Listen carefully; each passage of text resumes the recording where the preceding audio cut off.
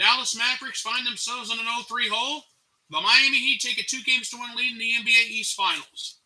The Chicago White Sox took 2 out of 3 from the New York Yankees. The San Diego Padres get a sweep of the San Francisco Giants.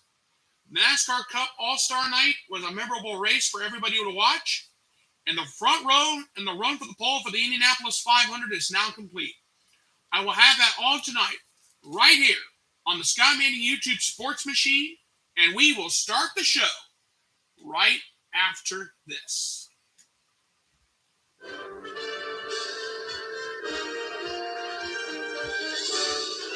Spanning the globe to bring you the constant variety of sport, the thrill of victory, and the agony of defeat.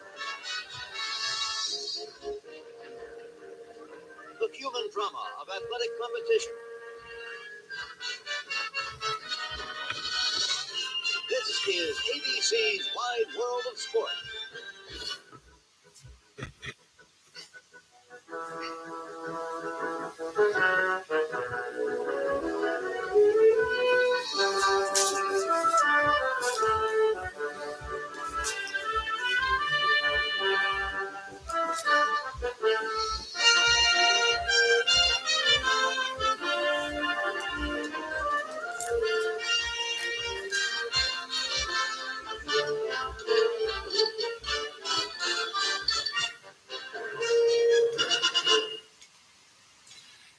Pleasant good evening, everybody, and welcome to the very first edition of the Scott Manning YouTube Sports Machine. It's going to be the same old talk show, the same old wrap-up like we have done in the past, but I wanted to kind of change it up a little bit just to have a little bit of fun with everybody. It's time for a change. We're going in towards the end of the month of May, and I want to make some changes to how things get done around here. It is my pleasure, as always, to be with you here tonight. And let's get this show on the road and let's get the show underway. The Golden State Warriors beat the Dallas Mavericks tonight 109-100. And the Golden State Warriors now lead the NBA West Finals 3-0. No team in NBA history has ever come back down 3-0 in a series to win it all. The Mavericks are basically dead in the water. But I'll tell you what, though. It was a great night for the Golden State Warriors. Steph Curry, 31 points, 5 rebounds, 11 huge assists tonight. Andrew Wiggins, he had a double-double tonight too. 27 points, 11 rebounds, 3 assists. Klay Thompson, what a night for him. 19.7 rebounds, 3 assists. Draymond Green, 10 points, 5 rebounds, 5 assists, 2 steals, 1 block. He was a force to be reckoned with. It may not look like it on the scoreboard and on the stat sheet, but he was a force to be reckoned with. Trust me. As for the Dallas Mavericks, Luka Doncic, I feel so bad for him. 40 points, 11 rebounds, 3 assists, 1 steal, 2 blocks. Spencer Dinwiddie, he had to come off the bench tonight in a big way, but it wasn't enough this time. 26 points, 2 rebounds, 1 assist. And Jalen Brunson from Villanova, 20 points, 5 rebounds, 3 assists. This was just a dominating performance by the Golden State Warriors, especially in the second half. They dominated points in the paint 46-34. Their largest lead was 14. And despite the fact they had 13 turnovers, the Warriors out-rebounded the Mavericks tonight 47-33. As for the Dallas Mavericks, there's one guy I think everybody's not going to like, at least until tomorrow. Reggie Bullock. 0 for 10 for the game tonight from the field. And the Mavericks only shot 40% from the floor, despite the fact they only committed 9 turnovers. The largest lead was 9. Golden State is just too much for Dallas. That's all there is to it. And come Game 4 on Tuesday night, I would not be a bit surprised if the Golden State Warriors punch their ticket to the NBA Finals. Now, then they can sit back, relax, and wait to see who they're going to face. And that's all there is to it. Game 3 tonight was competitive for a while, but then all of a sudden, Golden State was just too much. And that's what happened tonight in Game 3. The Mavericks are down 3-0 in the series.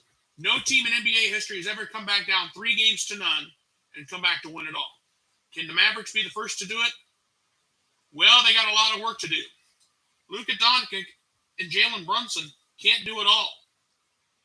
Reggie Bullock's got to score 20 to 30 the rest of the way if the Mavericks have any chance.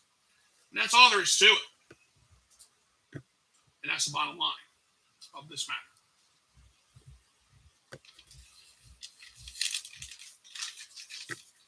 That was tonight. Let's go back to last night in Game 3 of the NBA Eastern Conference Finals.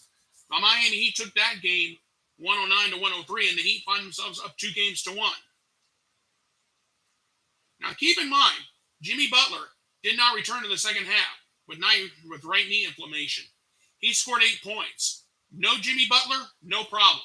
The Miami Heat had a 25-point lead at the end of the first half. But Bam Adebayo, he stepped up in a big way. He was 15 to 22 from the field. 31 points, 10 rebounds, 6 assists, 4 steals, 1 block. PJ Tucker, TUCKER, 17 points, 7 rebounds, 1 assist, 3 steals, 1 block. Max Struss, he stepped up in a huge way. 16 points, 4 rebounds, 2 assists. We rarely hear from him. And Kyle Lowry, 11 points, 1 rebound, 6 assists, 4 steals. That was the key for the Miami Heat right there. As for the Boston Celtics, Jaylen Brown, 40 points, 9 rebounds, 1 assist, 1 steal, 1 block. He almost had a double-double in a losing effort. Al Horford, 20 points, 14 rebounds, 3 assists, 3 blocks. Unbelievable. That's all I can say. Marcus Smart, 16 points, 4 rebounds, 7 assists. Wasn't enough. And Jayson Tatum, he had 10.6 rebounds, 4 assists in the game. But I want to focus on Grant Williams. He was only 3 of 14. Now wait a minute, Horford. Now hold on here. No, never mind. Grant Williams, he had 10 points, 5 rebounds, 1 steal, 1 block off the bench. If you look at everything that's happened, the 4 starters that were in double figures from the Miami Heat, Adebayo, Tucker, Struss, and Lowry, they shot 30 of 55 from the field. But the four starters that played for the Celtics, they were combined 32 of 65 from the field. The Miami Heat had a 26-point lead at the end of the first half.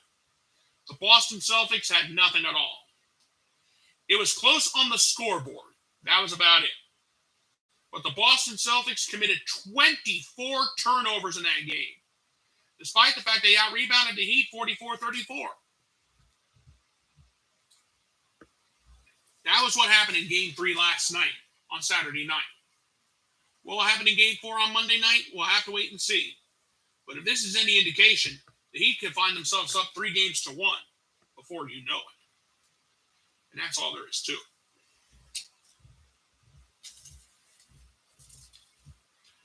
The Heat take Game 3. What will Game 4 bring in Boston? We'll have to wait and see. All right, let's move on. The Chicago White Sox take 2 of 3 from the New York Yankees. This is despite the fact that Tim Anderson took exception to some comments that were made on Saturday about him, which causes the benches to clear. I don't remember who it was, but somebody referred to Tim Anderson as Jackie, as in the legendary Jackie Robinson. I don't know what happened. I don't know the whole story. All I know is Tim Anderson took some exceptions, and there were some fierce words being exchanged. I think it was either Giancarlo Stanton or DJ LeMahieu. I'll have to find out. I don't have that information down, and I do apologize. But anyway, the White Sox took 2 of 3 from the Yankees. Now, all these stats are incomplete. I do apologize for that, because you got to remember, there was a rainout on Friday, and they had to play a doubleheader today. So for the series, Tim Anderson, 5 of 9 with 2 runs, 3 RBIs, 3 walks, and he had a home run. The man's hitting 350 right now. That's why the White Sox managed to get the job done. Luis Robert, he's only 2 for 9 in the series. He struck out 3 times. Andrew Vaughn, he was 3 for 8 in the series with 2 runs and RBIs, and 1 RBI. He struck out twice. He's hitting 263. And Luis Robert, He's hitting 295 right now. So he's in really, really good shape in the hitting department.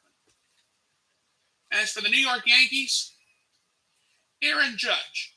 He may not sound like he played much this series, but he did. He was 2 for 7 in the series with a home run, 1 RBI, a walk, 2 strikeouts. He's hitting 319 right now. Giancarlo Stanton for the weekend, for the series. He was 3 for 7 with a walk, 3 strikeouts, and he's hitting 303 right now. DJ LeMahieu. He was 1 for 8 for the series, but he had a run, a home run, 4 RBIs, and a walk. He's hitting 252 right now. But I do want to apologize ahead. If these stats are incomplete, I do apologize. I couldn't get all the information in time before the show started. But there's one thing that was not a mistake, though. The pitching performance for the weekend goes to Michael Kopech. He got the win on Sunday night, his first of the season. He pitched 7 solid innings, gave up 1 hit, 2 walks, struck out 6. He got his first win of the season. He has a 1-1 record now with a 1.29 ERA. How about that? Great weekend for the White Sox. Now if they could just catch the Minnesota Twins in the American League Central race, the White Sox may be back in it before we know it. Taking 2 out of 3 for the Yankees goes a long, long way. You should be allowed to. That should be worth 2 victories a game, if you ask me. Excuse me for being a Yankee hater, but that's just the way I am, and I'm not changing it at all.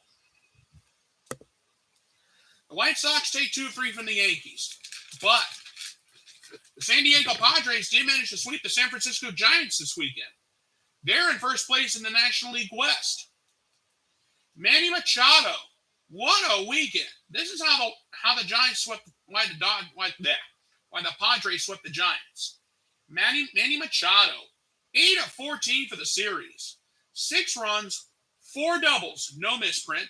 He had a triple in the series, 1 home run, 3 RBIs. He walked once and he struck out once. Eric Hosmer.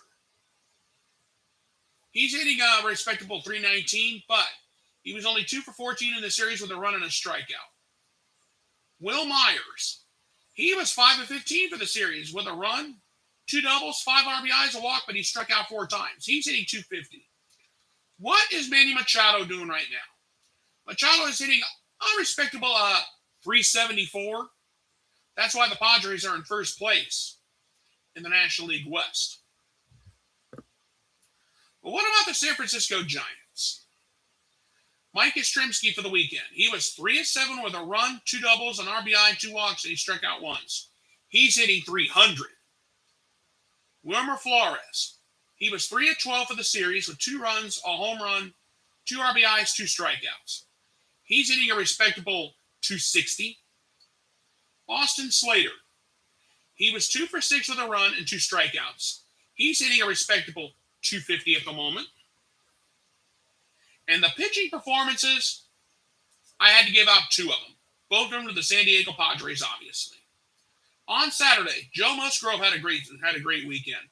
He pitched 7 solid innings, gave up 4 hits, walked 3, struck out 4. He's 5-0 on the season with a 1.90 ERA. Look out, Dodgers and Giants. Look out all over the National League, if you ask me. And on Sunday afternoon, Mackenzie Gore. He got the win. He pitched 6 solid innings, gave up 3 hits, an earned run, walked 2, struck out 6. He has a 3-1 record right now with a 2.06 ERA. Very respectable.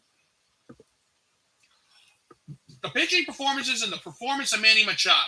That is why the Padres are finding themselves in first place in the National League West. Now, the rest of the weekend in baseball was a good one. I just didn't have enough time to get everything in, to get all the series information in, and I do apologize in advance. But I'll tell you what, we're starting to we'll be in June before we know it. And division races are going to start heating up. We're starting to see that now a little bit. All right. The NTT IndyCar Series. I want to move on.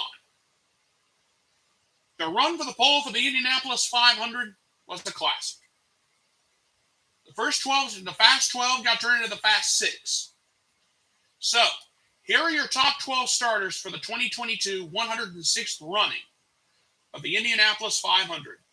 Scott Dixon, the six-time champion, the six-time series champion in 2008 Indianapolis 500 champ. He is on the pole for the second year in a row. 234.046 miles an hour, driving one of the Chip Ganassi Hondas. Scott Dixon on the pole. Starting in the second spot, last year's second place finisher Alex Palou, and last year's series champion, 233.499 miles an hour. He has another Ganassi Honda. Look out for him. Renus VK of Ed Carpenter Racing. He will roll out third on Sunday, 233.385 miles an hour. He's driving one of the Ed Carpenter Chevrolets. And Ed Carpenter himself had a pretty nice performance, 233.080 miles an hour. He starts the front row, and also in a Chevy. Marcus Ericsson in the other Ganassi Honda. He'll roll off fifth, 232.764 miles an hour. He's one of the other Ganassi Hondas. And Tony Kanaan in the other Ed Carpenter Chevrolet. He'll roll off sixth, 232.372 miles an hour. He's in the Chevrolet. So Dixon, Palou, and VK, that's your front row. Carpenter, Ericsson, and Kanaan, that's row number 2. Row number 3, starting 7th, will be Pato O'Ward, 232.705 miles an hour. He's in a Chevrolet. Felix Rosenquist will roll off 8th, 232.182 miles an hour in another Chevrolet. Roman Grosjean, one of the first of the rookies, 231.999 miles an hour. He's in a Honda. Two-time winner Takuma Sato will roll off 10th, 231.670 miles an hour. He is in a Honda. Will Power, the 2018 500 champion, will roll off 11th, 231.534 miles an hour. He's the fastest Penske Chevrolet.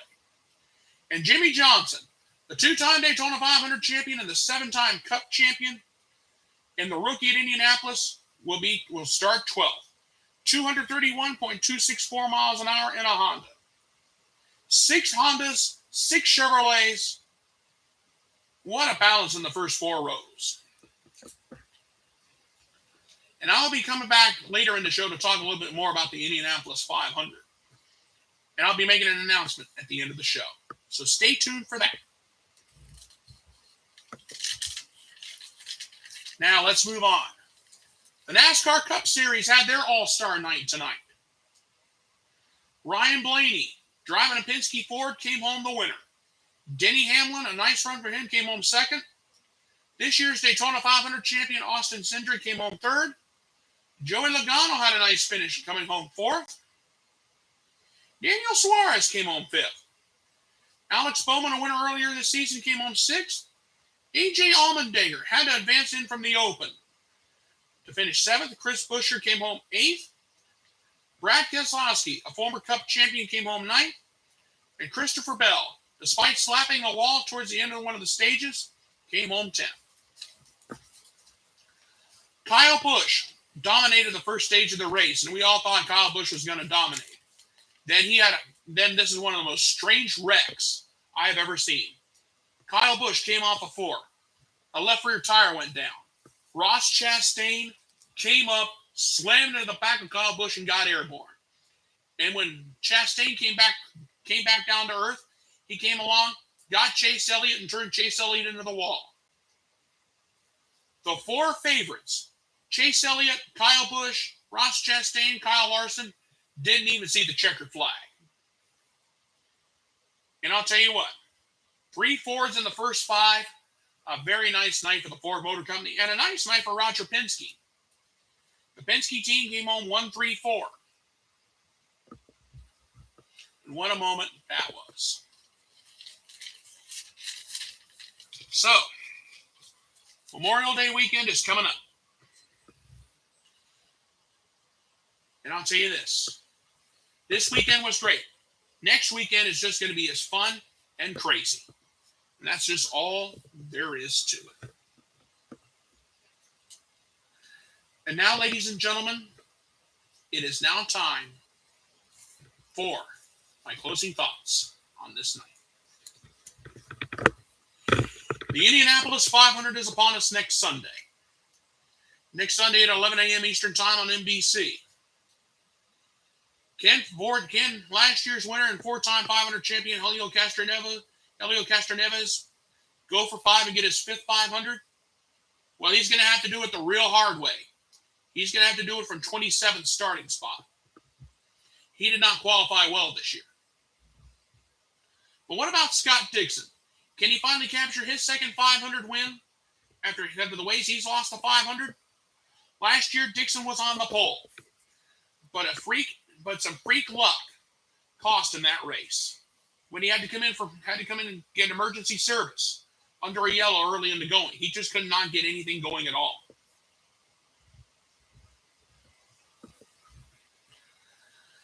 There's a lot of storylines going into next week's 500. What will happen next week? We'll have to wait and see on that. Will Dixon win from the pole? Will Alex Palou, from the middle of the front row, take it away? There's a lot of questions that are going to be answered next Sunday at this time. The World 600 is coming up next weekend in Charlotte. There's going to be a lot to talk about there, too. Can Ryan Blaney follow up his all-star win with a win in the 600 next week? We'll have to wait on that one. And that's all there is to it. A long way to go. 1,100 miles of motor racing next weekend. It's going to be a lot of fun for me and a lot of race fans out there for you as well here on this night. Okay, folks, I'm going to go ahead and get on out of here. But before I do need to make one announcement. This Friday at 10 a.m. Eastern Time, I will be doing a Scott Manning. I'll be doing a Facebook special to get you ready for the Indianapolis 500. That'll be 10 a.m. Friday morning. We'll begin. Actually, you know what? Actually, I'm going to do it at 10 o'clock. I'm going to do it at 11 o'clock on Saturday night. I've decided to go ahead and go that route. 11 o'clock Saturday night, right here on Facebook.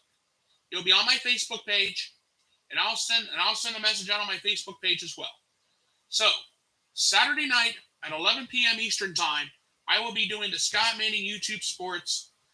Actually, the Scott Manning Facebook Sports Indianapolis 500 special.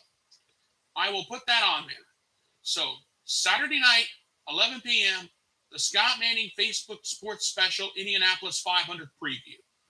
I will preview the race for you. I will give you my pick. I will give you some drivers to look out for.